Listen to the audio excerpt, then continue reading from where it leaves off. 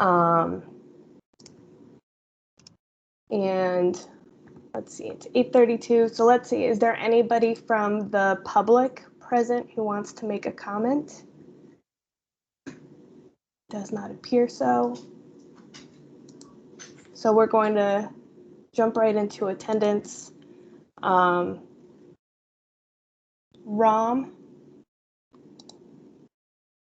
Present. Bob? Here. Linda? Here. Patrick? I'm here. He's not going to be here. Lauren? He's not going to be here, I don't think. Jan? Yep, I'm here. Rachel? Trina? I'm here. Good morning. Morning. Susan? And Jen? Susan said she'll be 15 minutes late. Okay. Okay. And then Maura? Here. Okay. And I think we have some guests from labor. Rob and Lori, I see. Okay, great. So Linda, do you want to take a few moments at the top of the meeting? You know, I just want to announce I've actually accepted another position back in the private sector where I've spent 20 plus years of my career.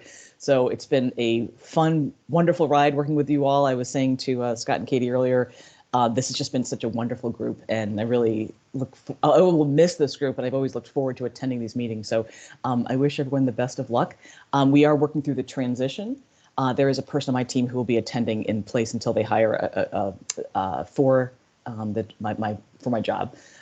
So my last day will be Friday, December 3rd, and that will probably be the first day that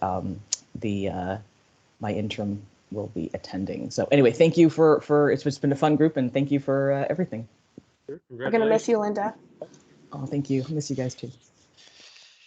Are we allowed to quote Carol Burnett? It seems like we just got started, and before you know it, so it's been great, Linda, and I'm actually kind of sad that we didn't get a chance to work more, because I think we have some great things that we're going to be doing with P20 Win with your organization, or your now soon to be former organization.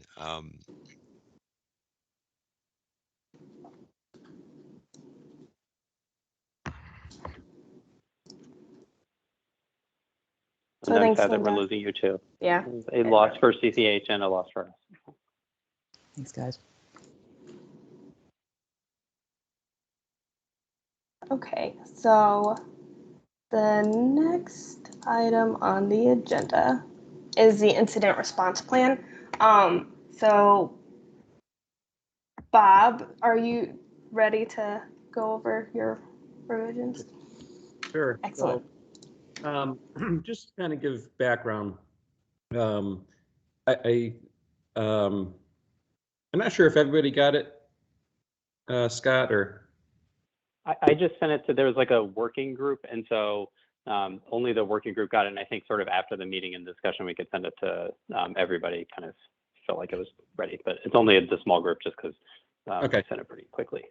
Yeah, just wanted to get background, and that's what I want to try to provide here as background is as we were kind of going through it, the P20 Win, the Data Governance Board does not own any data. So we really don't, our role is to assist in any incidents. And I did send it to our IT security group, and I've been having several conversations back and forth with them. They said they're responsible for all executive branch incidents. Now I know we have more than just executive branch here. And then each, department or agency is responsible, which is kind of what the document says anyways, that responsible for their data. I'm still trying to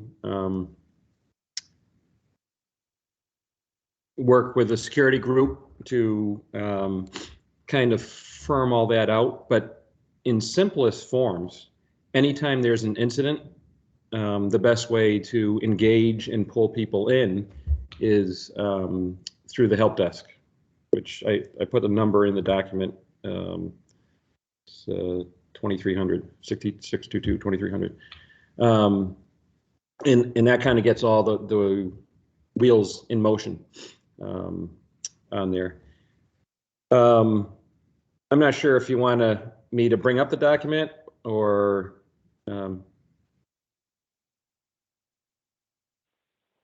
I'm curious what would be helpful for the other folks on the board, just for refresher and for the people that are not on the email thread. So we had brought this up as a something that we're going to try and develop, the incident response plan.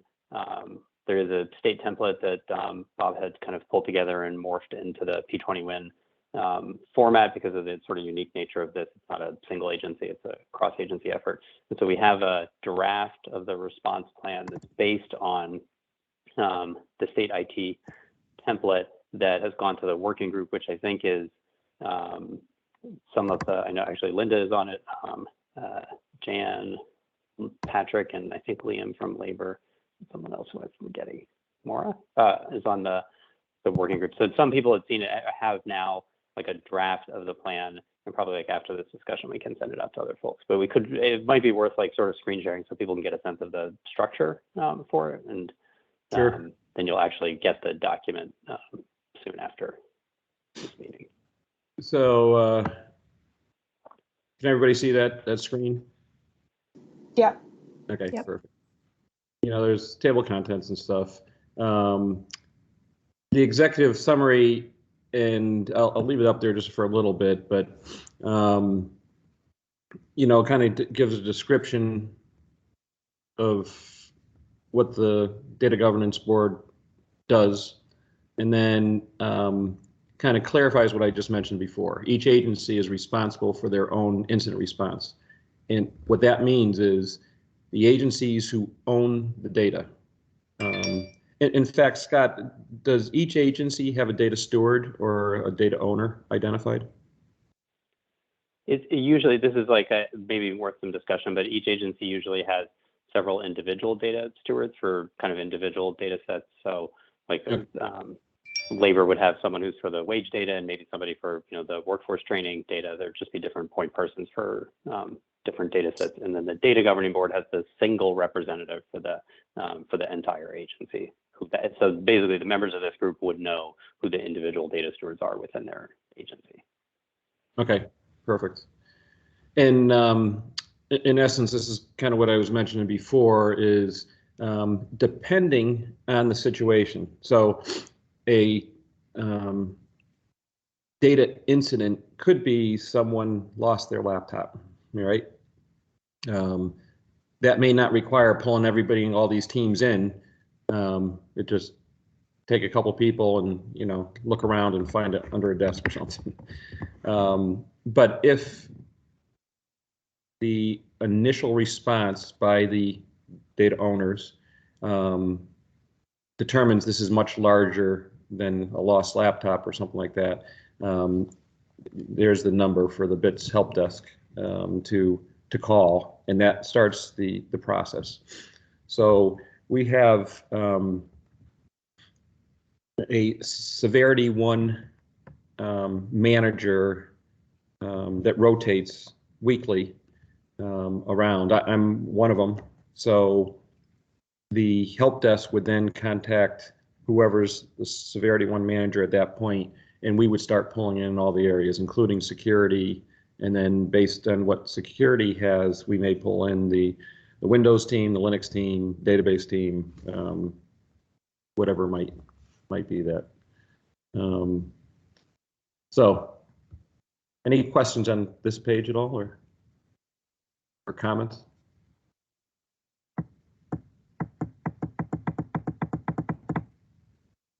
Okay, I'll move on. Here, I was using abbreviations and stuff like that in here, so we tried just to define what those mean. So you can come to page 2 in case I didn't spell it out in there. Yeah, go ahead. Should we have comments as we go along, or should we?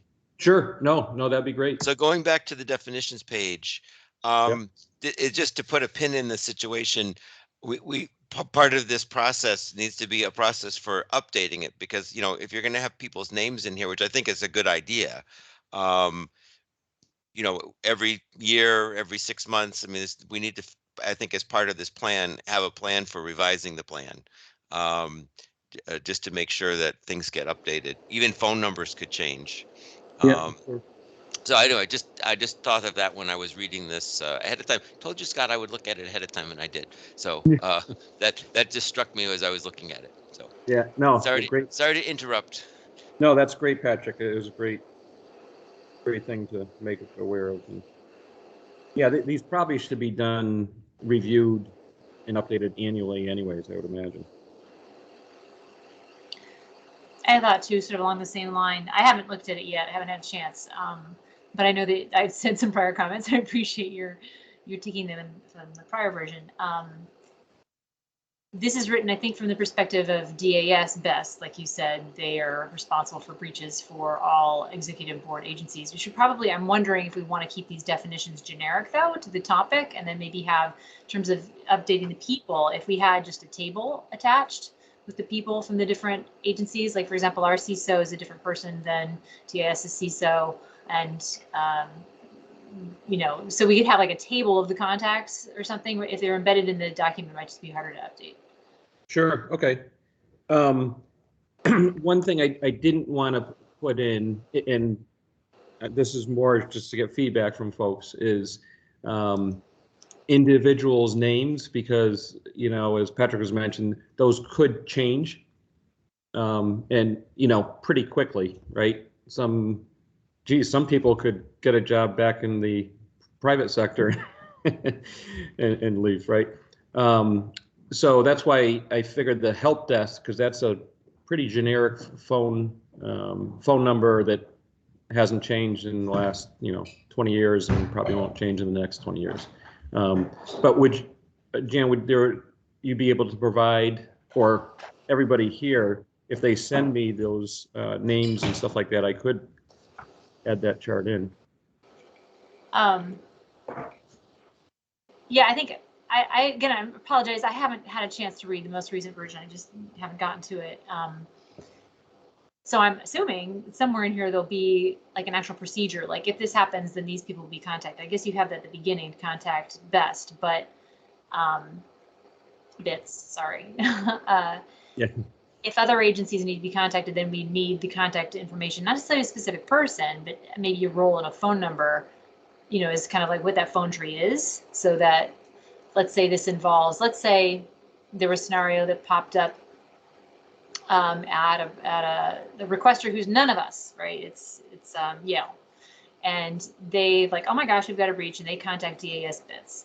And DAS Bits gets involved, but the data set also includes information from CCIC and CSCU, and we are not executive agencies. So DAS Bits would need to know, the help desk would need to know who to contact within our agencies. So we can include names and update them frequently, like Patrick was saying, and or we could just include the roles and contact information for each agency. Does that make sense?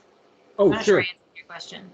Yeah, no, that would be great. I mean, and if I don't know who those people are, so if you document that you could send me, I could.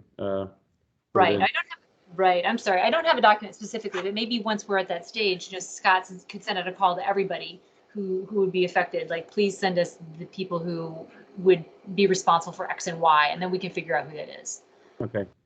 And one other thing, just for clarity, I don't see, you know, the data governance board as the primary driver for this at all. You know, an incident should go to the data owner right from the top, and that's the process. What I see that the data governance board responsibilities is really to assist and make the connections, you know, because we do have some good data due to the data requests that people know. So we know who asked for what data and stuff like that. We can help make those connections. But other than that, I didn't see, the DGB being, a driver of any of these incident responses.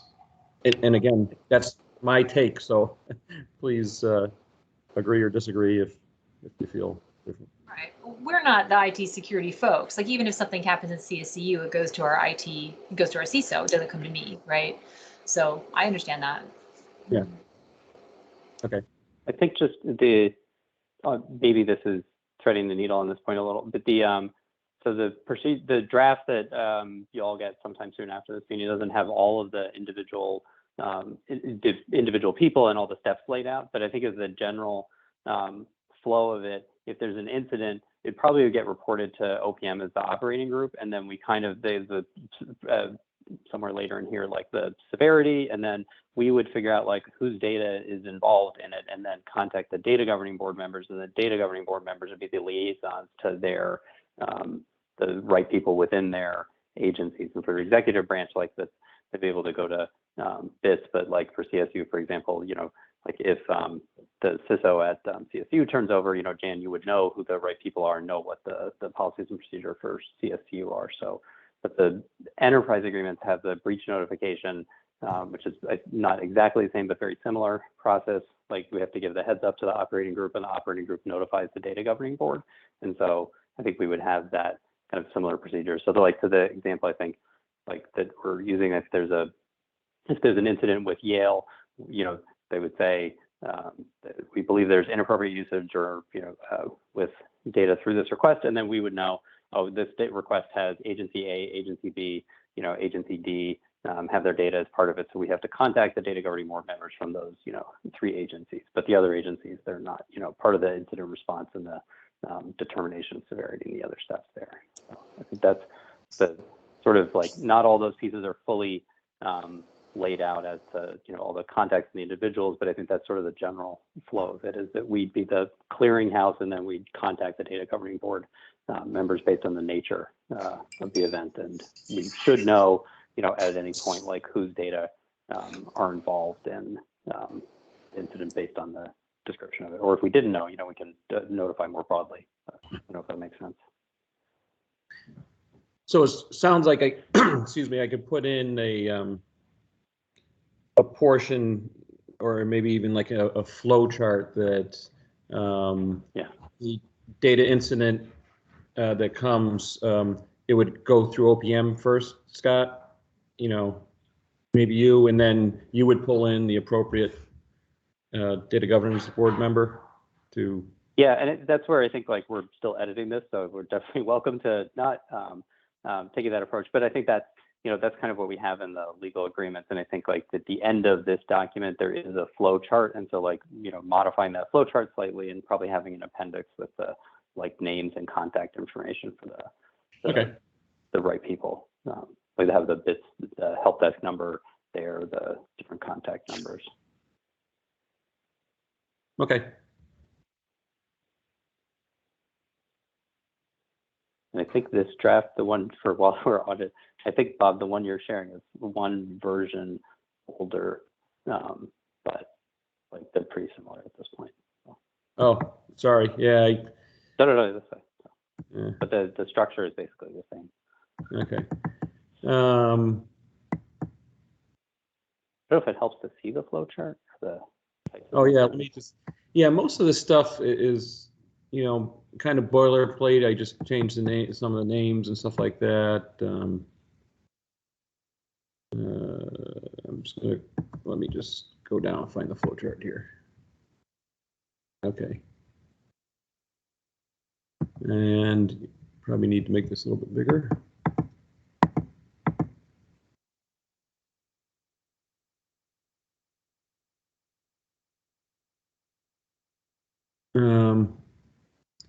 So I really have done nothing to this flow chart, but based on our conversations that we have here, I think I could start changing this around.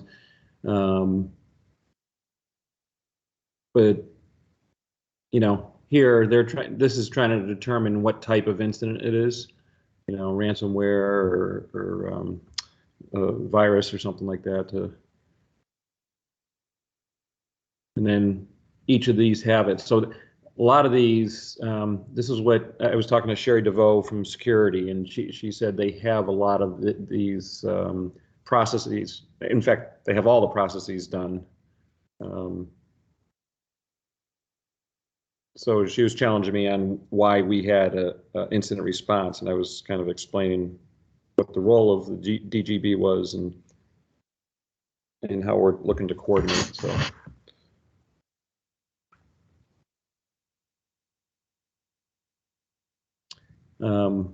I could take just from the conversations we have here. This probably would kind of, well, I'm wondering, Scott, though, we're not, again, our role isn't to determine what type of incident it is. I don't think so. I think it's the data owner to do that. Our job really is to start to coordinate. So I'm just, I can't, okay. I'm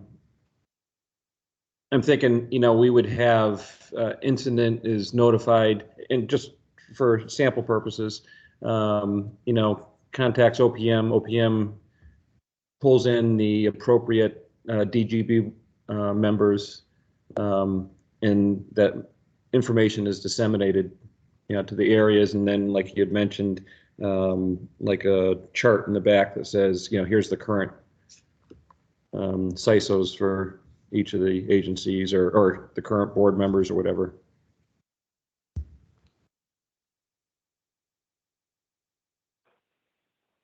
I'm rambling a little bit, but I'm just thinking out loud here, so any input is welcomed.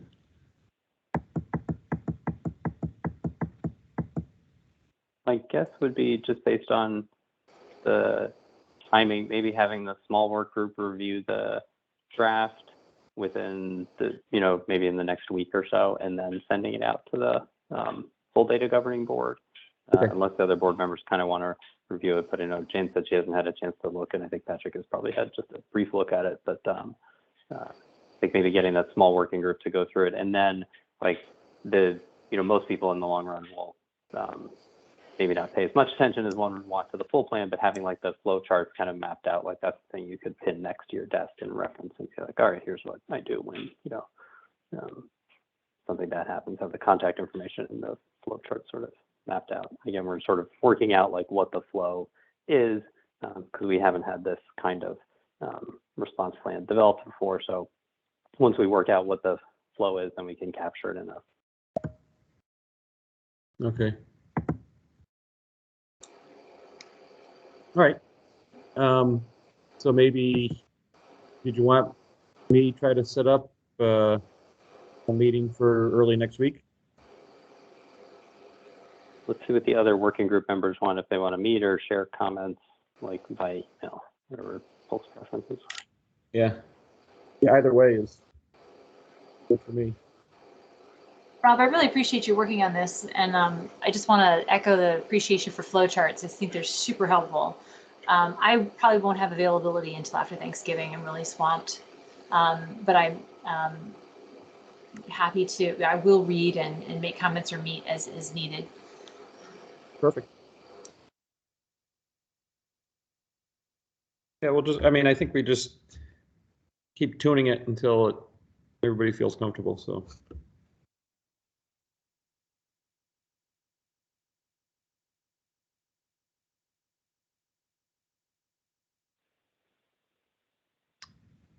So that's pretty much all I had.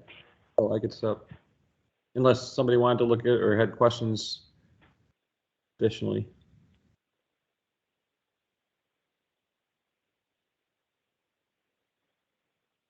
I think that's probably like good to give people who have not seen this like a sense of it, and then maybe that small working group can do the email comments, and after the holiday, like we'll regroup and circulate it to the larger group.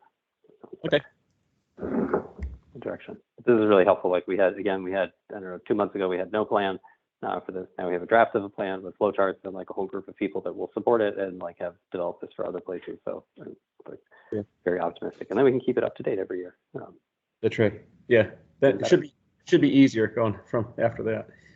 And as I had mentioned too, I have shared this and continue to share it with our central security group too, just so we're all in sync and it's not a surprise to anyone. So I've had the same problem trying to meet with Sherry DeVoe on this, and she's been in meetings, I've been in meetings, so I get it. We'll figure it out. We'll get there. No, that's great. I mean, including the security folks is really important. So that's awesome. Thanks, Rob.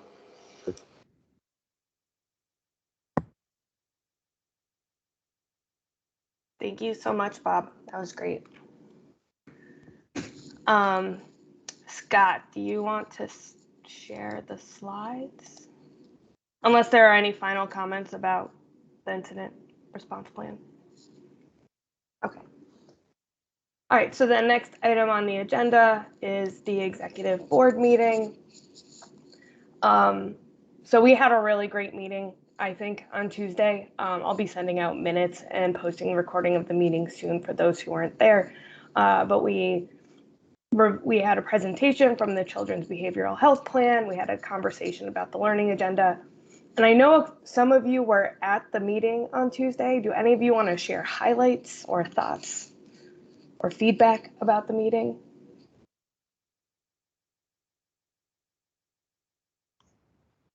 A highlight for me was standing in for the commissioner, which is always a highlight. But I was really appreciative to the behavioral health plan folks for raising the idea of the need for interagency data sharing around questions not yet determined. And I think that is always a challenge because we want to be sure that use of information is appropriate, relevant, targeted. And at the same time, I think we've talked amongst this group that there are definitely agencies that should be routinely matching data in readiness to ask important questions. So I really appreciated the sort of, I don't know if we called it a resolution or a proposal or whatever their like last statement was around support for that idea, but I really appreciated that from them because I know as I build capacity in our agency, I'm hoping to contribute in such ways to different kinds of projects. So that was a highlight. Awesome. Anybody else? I know a few of you are there. I was there, and I would just say Rachel did a fantastic job standing in for the commissioner, and I agree with everything she said. It was a very interesting meeting and very good to think about new ways that P20 Win can serve the state in some, particularly with some populations that are particularly in need of better services, I would argue. Not that we don't provide good services in Connecticut already, but we're always looking to improve. That's what the whole project is about in terms of using data to make decisions. Great. I Thank was you. going to give a shout out to Trina and the team at DCF because I think that was the Deputy Commissioner Williams, who's the DCF executive board rep, is just an active participant throughout the meeting. I think it's, you know, sometimes the new agencies have, you know, maybe just had a hard time kind of like getting their legs steady in this. And so it was really great to see him participating, and the Children's Behavioral Health Plan is stewarded, sort of co-chaired by Tim Russell from DCF and Jeff Vanderploeg, who did the presentation. But it's just like, I was really happy to see, you know, that both in the executive board and then an agenda item that's like through DCF. And so I'm grateful to Trina and the whole DCF team for sort of pushing those forward. So that was great to see. Thanks, Scott. Appreciate it. I will certainly pass that along. I know Deputy Williams is very passionate about this, so glad to hear the feedback. I want to flag that I can't remember if, I think it was Jen who said, you know, I think folks need something concrete to think about that learning agenda moving forward. And this is the right time, I think, to be doing. I mean, I know folks think in fiscal year, you know, maybe my brain is still adjusted to the calendar year, but we're in that sort of, you know, like runaway train period till the end of 2021, but as we move into 2022, I think it would be really great if we had something concrete to react to. And yeah, Commissioner Bai is excited about that prospect too. It's a big part of what we have expanded capacity through Yukon to work on.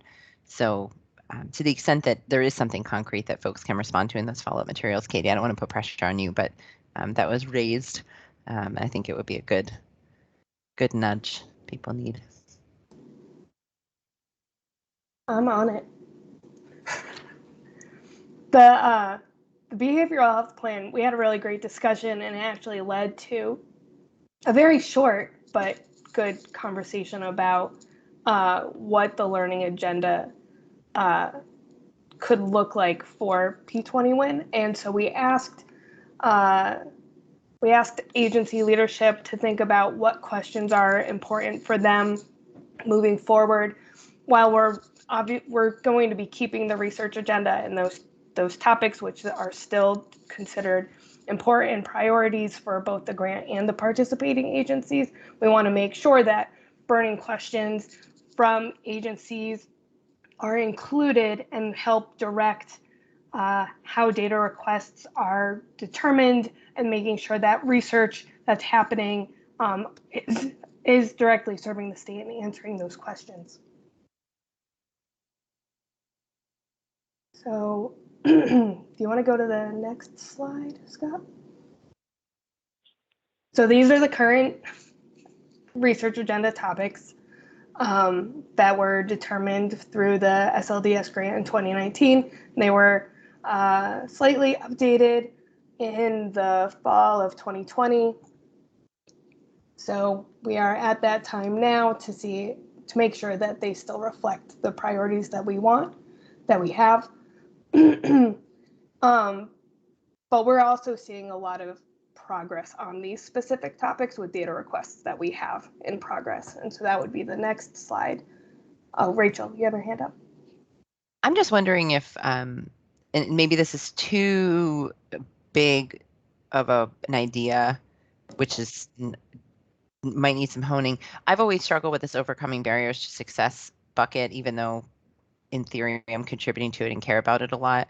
And I think it's not a direct enough solution-based pursuit. Like as Patrick said, improving services is helping people overcome barriers to success, but it's sort of like backing into it.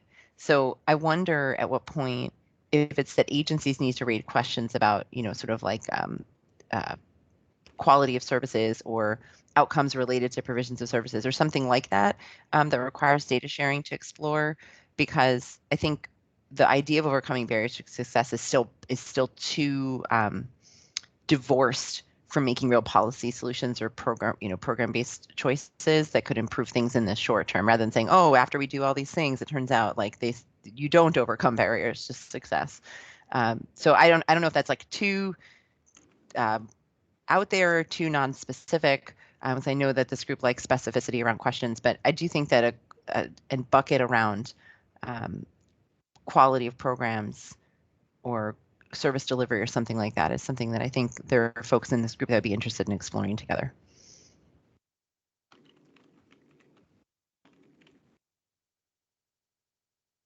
Are there any thoughts from other agencies about that? I think that makes a lot of sense. It is really hard to define and apply data requests to it. Totally. I think there's ways, like we have a request right now, or like an idea now that we want to work through around home visiting and child welfare. And Trina, while I haven't reached out to you explicitly, I know this is an idea that our commissioners have discussed. And so there's a sort of a data matching, idea that's bubbling up. That's, helping families overcome barriers to success in terms of family economic security, welfare, stability, housing, that sort of thing. But it's not like explicitly defined in this learning, in this research agenda. So that's the kind of thing I'm thinking of, that it might have to be on a case-by-case basis, and maybe there's a big bucket it can fall into eventually, but I just wanted to flag it. It's something that might help other commissioners think about those big questions. Yeah, it would be great if maybe we could have another meeting specifically to determine what those questions could look like and just refine that more. I know that we definitely didn't address it to the same extent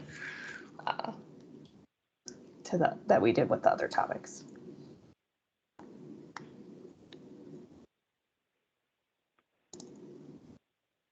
It's a little flow chart. I'll click 3 slides forward. This is oh, go ahead.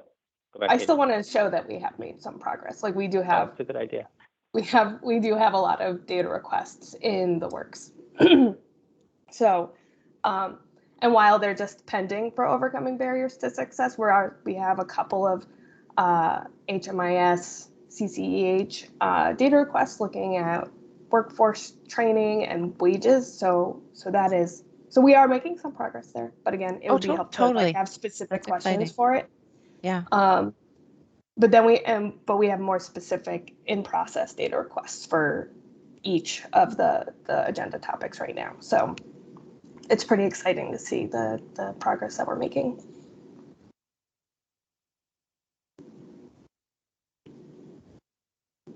Okay, so now we can skip forward a couple slides, Scott. I just really like the flow chart.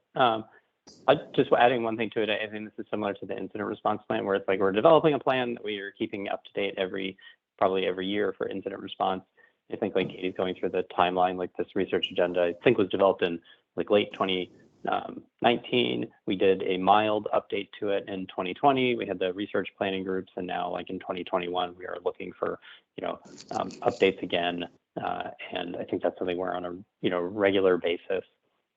We should be looking at how we're modifying or updating the agenda just so that it stays fresh and in line with the current priorities of your agencies. So it doesn't have to be sort of like a full soul searching as to exactly what we want, but I think it's a good opportunity to just make sure that the way in which we're developing the data request is in line with the agency priorities.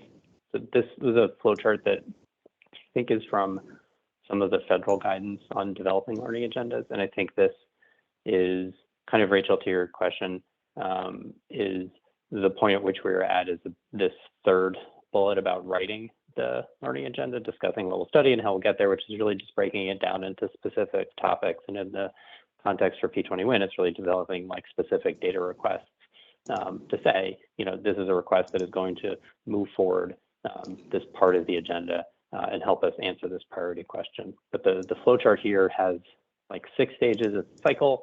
The first one is engaging stakeholders on the learning priorities. And so I think to a large extent, we've done that through the executive board and data governing board discussions, the research planning groups that folks participated in last year, had participation from inside and kind of outside the data governing board members, and developed these sort of memos on the direction for those.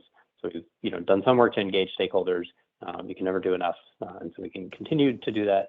Identify priority questions, and so what we tried to do at the executive board was have some of that discussion about the top problems that the agencies are trying to solve. One of the things that they're really, you're all really focused on, and then now is making that more concrete and just writing that into the specific parts of the learning agenda, giving people something to react to, and then converting it into the actual data requests that are the bread and butter of what this kind of system does. And that lets us move to stage 4, which is undertaking those activities. And so since Rachel brought it up, like an example would be saying, one thing we're looking at is quality of services. We see that manifested in terms of the way we're looking at that for home visiting. And so then, in the learning agenda, we can call that out and break that into, a data request that is looking at the, outcomes for home visiting services that would go into this, number 4. And then because it's a question that you yourself, the agency, are asking, then you can use it to inform the results of the efforts, and we'll update the agenda going forward. But that's I think a very good example where, that's something that in this case is, OEC's agency priority, but it touches on, at least one of the other agencies here. And we can just, again, take the high level questions, make them concrete a little more on the learning agenda, and then start converting them into data requests, and then, moving forward those requests and then learning from the results of it. I think we had the notes on the next slide, which is giving us some of the discussion that was about the priority questions that the executive board members brought up on Tuesday, right? Yeah, we had a number of board members actually start submitting different questions that they had that P20 win could be at the forefront of moving forward. And so this kind of gives you an idea of where different agencies are. But hopefully this will help you with your individual agencies figure out what questions we can use to build out the learning agenda. I hope that made sense.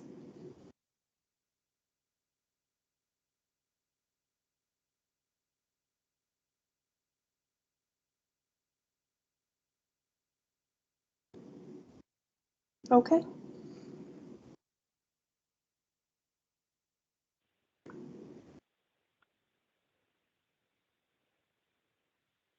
Any thoughts or questions about this process or moving forward?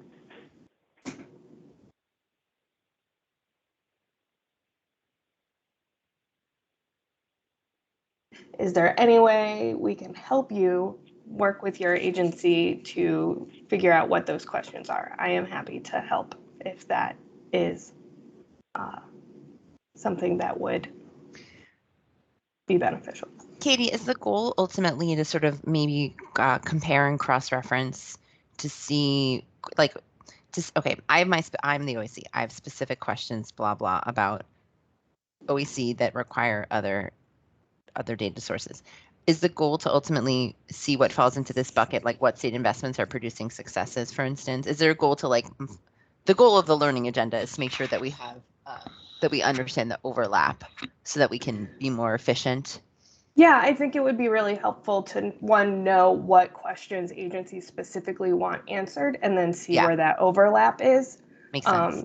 Because, you know, we want to move away from working in silos. And so if this is one way we can do that, and, you know, comparing educational outcomes with kids in foster care and those who are not, you know, that was not something that we've ever talked about before Tuesday. And so this is really an opportunity to see like how we can work together and where those cross-agency data sharing opportunities lie. And then we can really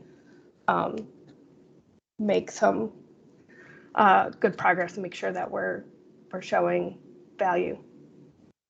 Makes sense.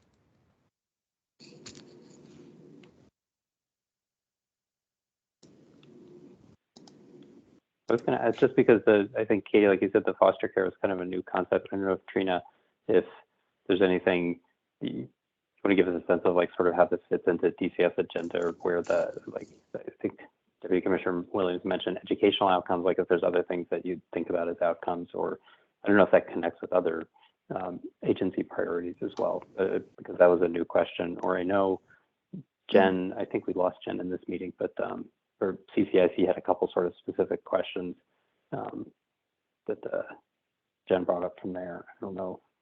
Again, like making these a little more specific is helpful. Like, what are the specific examples of programmatic interventions, or getting a better understanding of the needs that you know, people in higher education are focused on. That'll just help make these like a little more actionable as requests.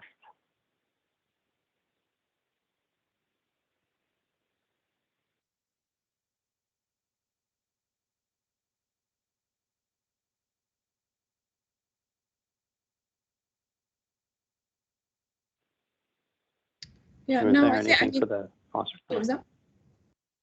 Just going to ask if there's anything like more context for the foster care example.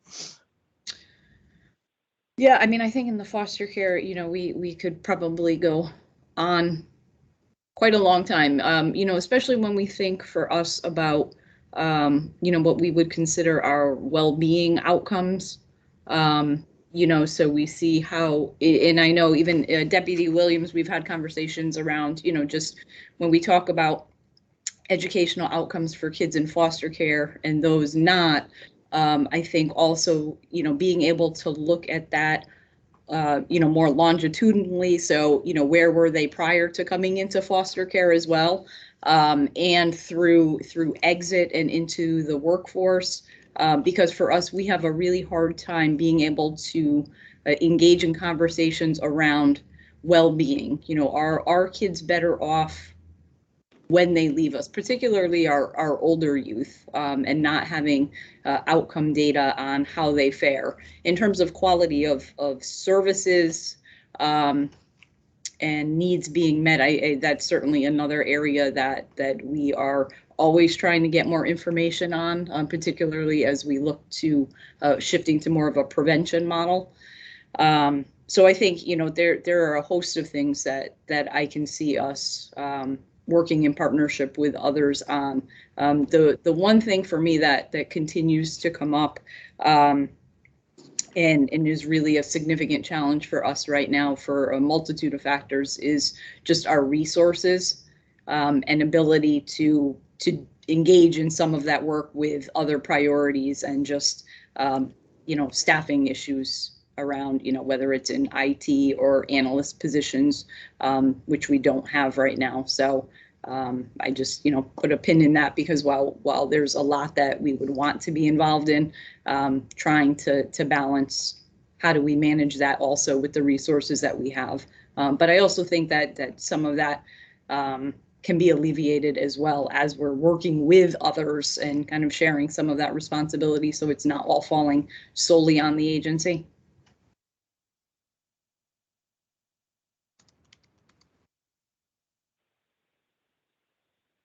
Yeah, I think that's like the question that's just easier to answer when we get into like the specifics of like what's the request and like, you know, where is it coming from and the level of difficulty that's involved with it. So that's really helpful.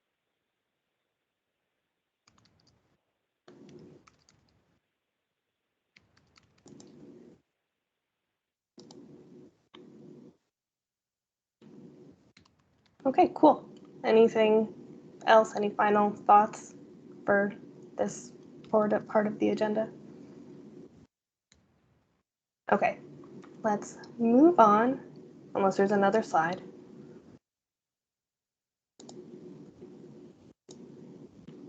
Okay, cool.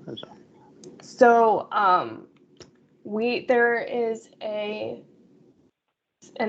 annual survey for the SLDS grant that is due on December 10th. That is basically, if I understand correctly, an inventory of data our participating agencies collect.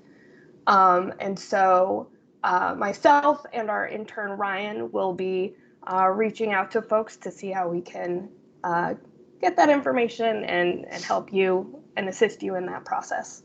The survey is due on December 10th, and I believe we asked many of you of this information last year, so hopefully there will, in some cases, be lots of changes, and in other cases, not as many. So we'll probably be in touch the first week of December. We'll let you have next week. Scott, do you have anything to add on the survey? No, just the one thing that would be unusual is you may hear from Brian Scala, who's the UConn intern at OPM, so it'd be a somewhat unfamiliar face, but be aware, be alert to that. Huh.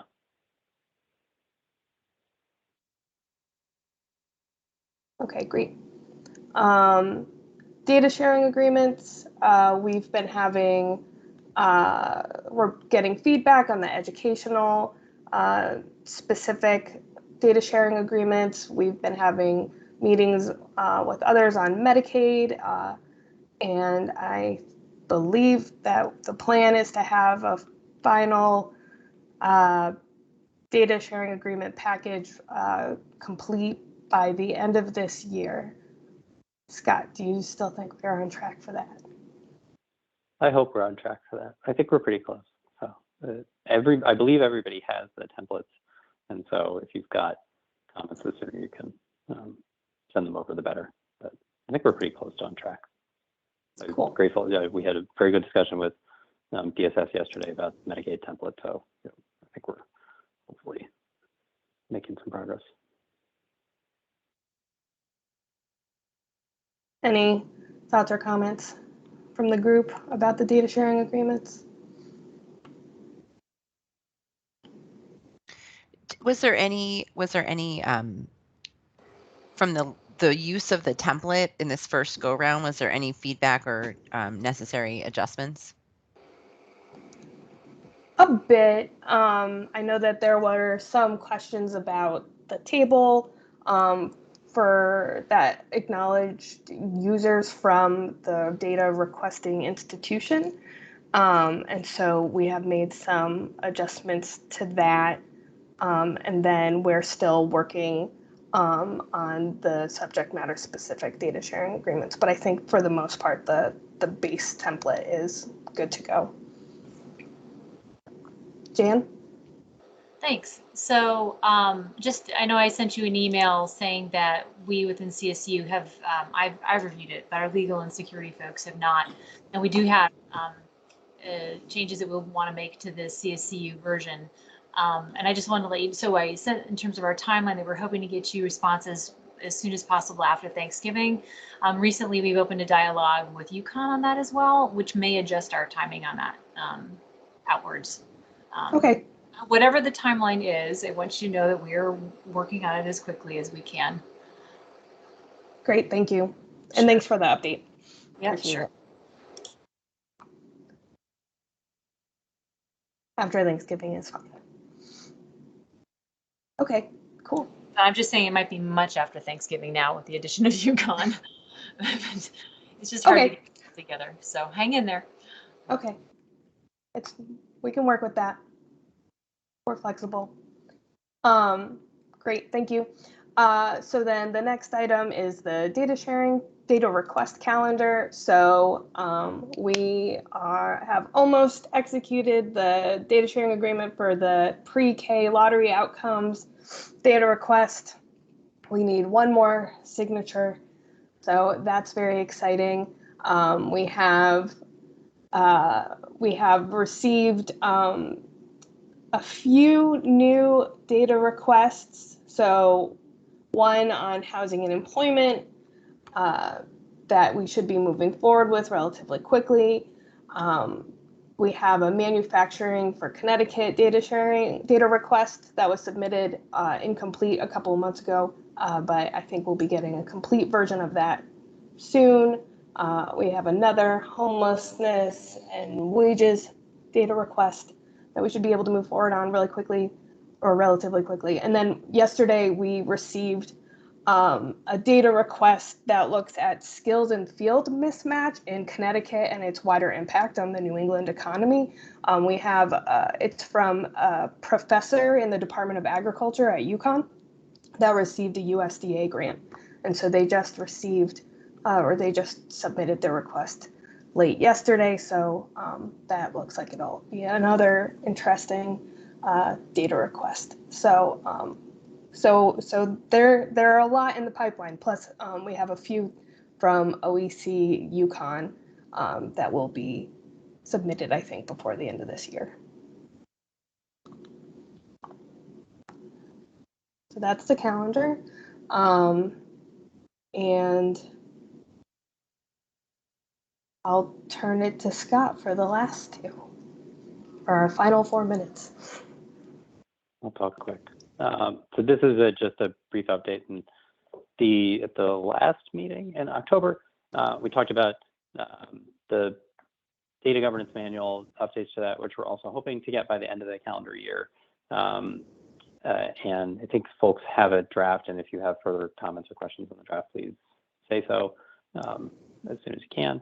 But we had the discussion about other policies and processes, and based on that, I think we're going to try and start drafts for 3 additional policies and processes that we currently do not have documented in the data matching guidelines and procedures, the refresh frequency and the details for the data that is updated by the agencies for P20 WIN, and then the maintenance for the metadata.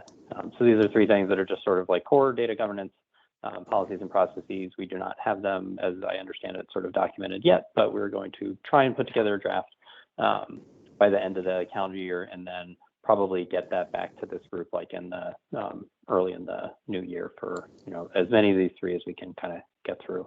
But that would be, we'll put together a draft, circulate it for edits, comments, revisions, anything you have that you from your agency, or if we're missing something that we had for P20 in the past, just please send it over before or as soon as possible. But I think these are the three that seem to have most interest, so we're going to try and push forward on them.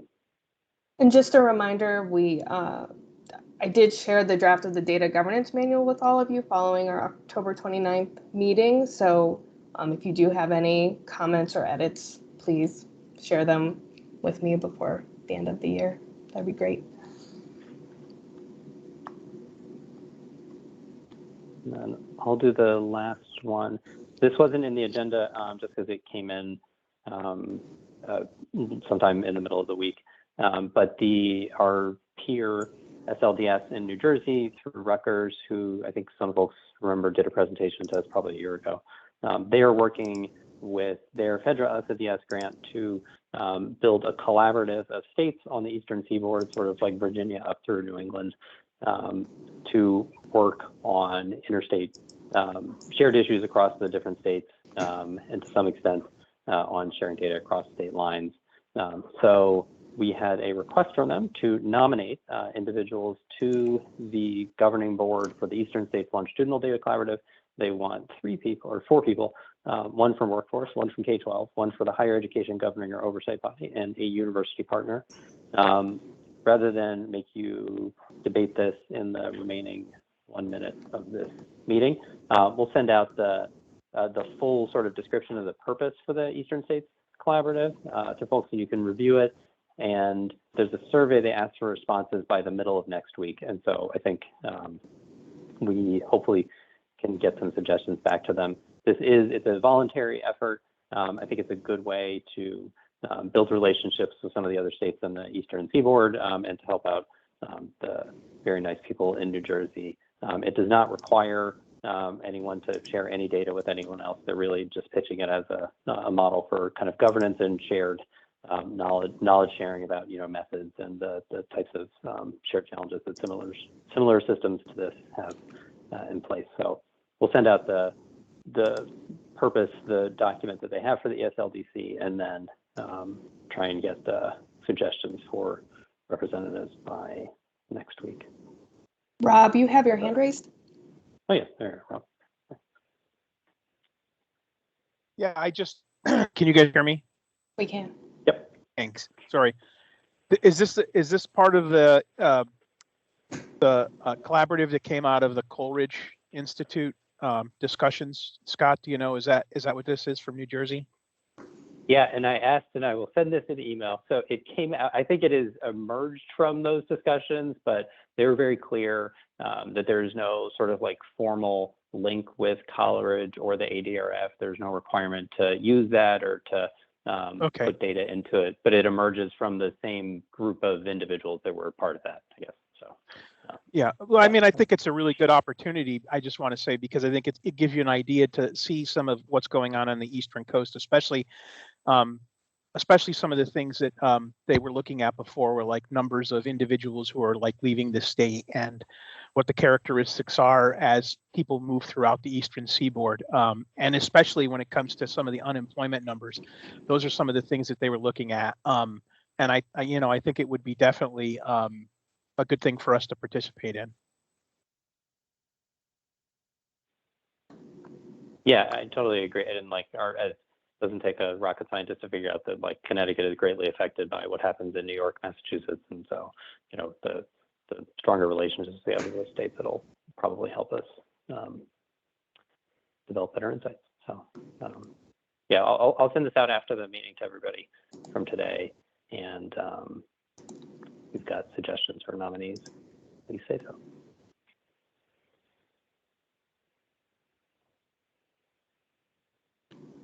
All Can't right. find my unscreen share thing. Sorry.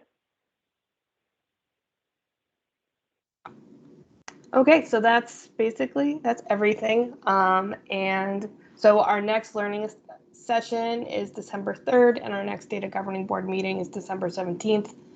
I'll be in touch with the minutes and recording from the executive board meeting, as well as the minutes and follow-up from this meeting. And please let me know in the meantime if you have any questions or need anything. Have a good weekend, everyone. Have a good Thanksgiving too. Bye. Yep. Yeah. Happy Thanksgiving, everyone. Bye. Thanks, Katie. Thanks. Scott. Thanks, everyone. Have a good Bye. weekend and a good Bye. Thanksgiving.